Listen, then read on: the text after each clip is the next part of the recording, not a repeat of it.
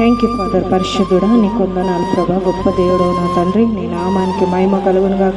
ఈ యొక్క దినం వాగ్దానం బట్టి నాయన ప్రతి ఒక్కరిని దీవించి ఆశీర్వదించమని యేసు నామములో ప్రార్థిస్తున్నాను తండ్రి. ఆమేన్ ఆమేన్. హల్లెలూయా. అందరికీ ప్రైజులా. కీర్తన గ్రంథం 91వ అధ్యాయము 3వ వచనం. వేటగాని ఊరిలో నుండి ఆయన నిన్ను విడిపించును, నాశనకరమైన తెగులు రాకుండా నిన్ను రక్షించును. ఆయన తన రెక్కలతో నిన్ను కప్పును, ఆయన రెక్కల క్రింద నీకు ఆశ్రయం కలుగును. హల్లెలూయా. దేవుడు ఈరోజు మాట్లాడుతుండేమని, వేటగాని ఊరిలో నుంచి, అపవాది ఊపిల నుంచి నిన్ను విడిపిస్తుండట, నాశనకరమైన తెగులు రాకుండా నిన్ను కాపాడుతుండట దేవుడు. హల్లెలూయా. అవునా, వేటగాడు వల వేస్తాడు ఎప్పుడు పక్షిని పట్టుకోవడానికి, సాతానుగాడు కూడా వల వేస్తాడు ఎప్పుడు మనం దొరుకుతామా అని.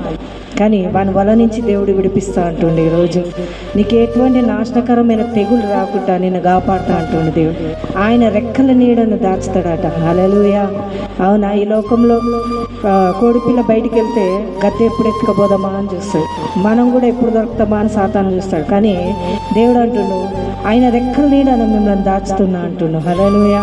ఈరోజు ఆయన రెక్కల నీడను మనం దాచి దేవుడు గొప్ప రక్షణ మనకు కలగజేయబోతుండు. ఎటువంటి అపాయం, ఎటువంటి నాశనకరమైన తెగులు మనకు రాకుండా దేవుడు కాపాడుతా అంటుండు. హల్లెలూయా.